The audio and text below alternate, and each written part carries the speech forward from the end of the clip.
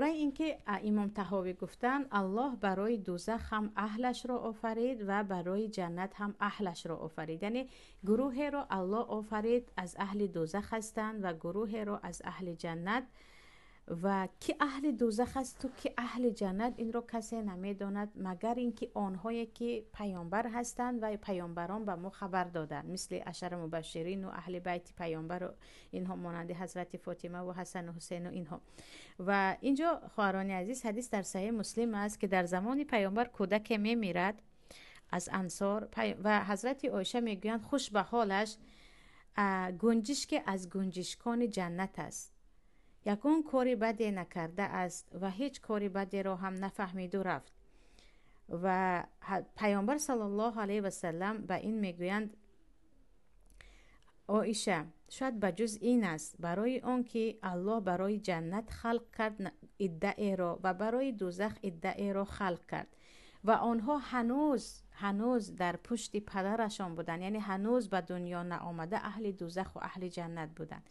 و خواهران عزیز، این باز برمیگردد به مسئله تقدیر که خیلی گفتیم تقدیر از اسرار پروردگار است.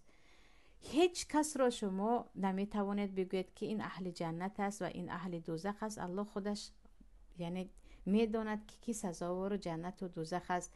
و از خطاگی های بزرگ ما این است که فلانی جنتی گفته صحبت میکنیم، فلانی رحمتی گفته صحبت میکنیم. حتی بعضی ها من از اهل جنتم گویان هم صحبت میکنن که این چی است؟ این یک نمود تکبری گفتیم یا گفتیم بی آدابی هست. یعنی همیشه باید دعا کنیم که الله از جمله اهل جنت گرداند، اما پیش و پیش به کسی نمیتوانیم ما کفالت دهیم که او از اهل جنت است.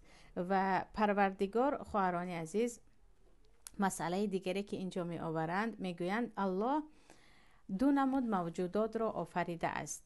موجوداتی هست که آنها طبیعتا همیشه در خدمت الله هستند، مانند آفتاب و ماهتاب و شمال و باران و اینها که اینها همیشه در خدمت پروردگار هستند.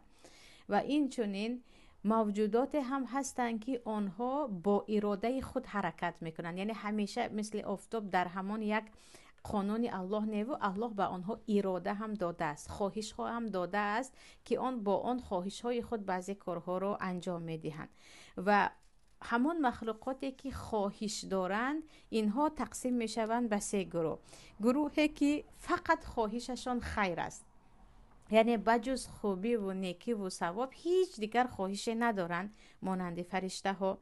و دویم گروه شیطان و فرزندان شیطان است که اینها فقط خواهششان بدی است. سیومش باشد انسان ها و جن ها هستند که اینها خواهش بدی هم دارند، خواهش خوبی هم، یعنی در اینها خواهش ها تقسیم می شود. انسان هایی هستند که از اینکه یعنی خود رو مجبور میکنند و با این همیشه مجاهده میکنند، با این هم یعنی با خواهش های بد خود همیشه می جنگند تا درجه فرشته ها می رسند. و انسان های هم هستند که همیشه از پی لذت و از پی خواهش های نفسانی خود می روند و به درجه شیطان از آن هم به درجه حیوانی می رسند. یعنی بعض مخلوقات الله در آنها چه هست؟ مانند انسان و مانند جن ها اراده هست که الله برایشان داده است که و تو این اراده رو میدی هم تو در کجا صرفش میکنی.